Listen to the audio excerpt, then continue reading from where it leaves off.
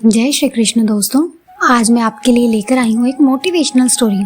कभी कभी हमें अपने जीवन में अकेले लड़ने की आवश्यकता होती है, क्योंकि जब हमारे पास बहुत सारे लोग होते हैं तो कहीं ना कहीं हम दूसरों पर निर्भर हो जाते हैं। पर यदि हम अकेले होते हैं तो हमें काफी सारी चीजें खुद के लिए खुद ही करनी पड़ती हैं, जो हमें आत्मनिर्भर बनाती हैं। तो ऐसी ही एक कहानी है एक लड़के की, जो अपने लक्ष्य की ओर आगे बढ़ने के लिए अपने अकेलेपन को एक सुनहरा अवसर बनाता है। एक समय की बात है, एक छोटे से गांव में एक लड़का रहता था। वो बहुत सपने देखता था और अपने लक्ष्य की प्राप्ति के लिए प्रयास करने का निरंतर जुनून रखता था, परंतु उसके पास ना कोई साथी था, ना कोई गाइड करने वाला। उसके परिवार में भी उसके सपनों को समझने वाला कोई नहीं था, इसलिए उसे लगता था कि वह अकेलेपन की जंजीरों में बंद है और उसके सपने अधूरे रहेंगे।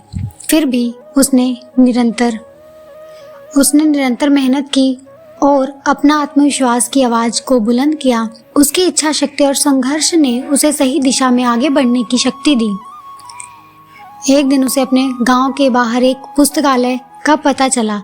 वह आश्चर्यचकित हुआ, क्योंकि उसे कभी पहले ऐसी जगह नजर नहीं आई थी। धीरे धीरे उसने एक पुस्तकालय के दरवाजे पर कदम रखा। वहां जाकर उसने देखा कि लोग पुस्तकों के बीच खोए रहते हैं और वहाँ की शांतिपूर्णता और ज्ञान के वातावरण ने उसे संतुष्ट कर दिया। और उत्कृष्टता को पहचानते हुए उसने निर्णय लिया कि वह पुस्तकालय में ही समय बिताएगा। धीरे धीरे वह पुस्तकालय की भिन्न भिन्न किताबों को पढ़ने लगा और नई दुनिया की खोज में निकल पड़ा। दिनों बिताने के साथ साथ उसका ज्ञान बढ़ता गया और वह अच्छे लेखकों और दर्शकों के साथ रिश्ते बनाने लगा।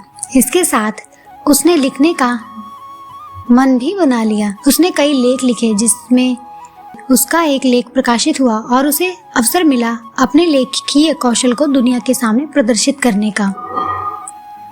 लड़का जिसने कभी अकेलापन को एक रुकावट समझा था, अब एक प्रेरणादायक उदाहरण बन गया।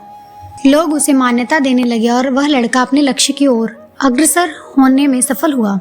इस कहानी से हमें ये सीख मिलती है कि अकेलापन को एक सुनहरा अवसर बनाने के लिए हमें संघर्ष करना चाहिए। हमें संयमितता, समर्पण और मेहनत से अपने लक्ष्य की प्राप्ति करनी चाहिए, ना कि अकेलेपन में हमें गुमराह होकर गलत रास्ता अपनाना चाहिए।